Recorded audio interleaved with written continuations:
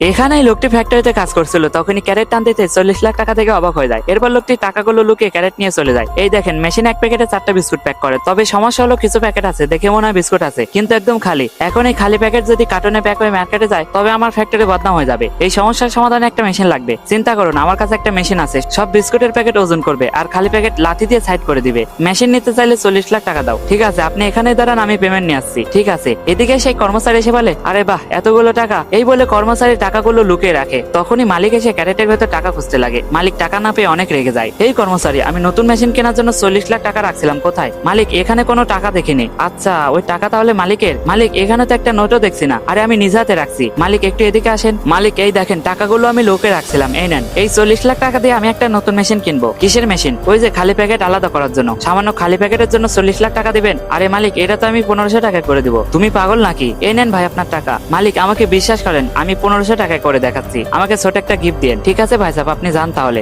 মালিক, আমি এখনই মেশিন নিয়ে আসছি। তখনই কর্মচারী 1500 টাকার ফ্যান নিয়ে যায়। মালিক, দেখেন আমার কামাল। ওই দেখেন মালিক, খালি প্যাকেট আলাদা হয়ে যাচ্ছে। আরে বাহ, এত বুদ্ধিমান তুমি। এই নাও তোমার গিফট, আমার গাড়িটাই তোমার। সত্যি মালিক, অনেক ধন্যবাদ আপনাকে।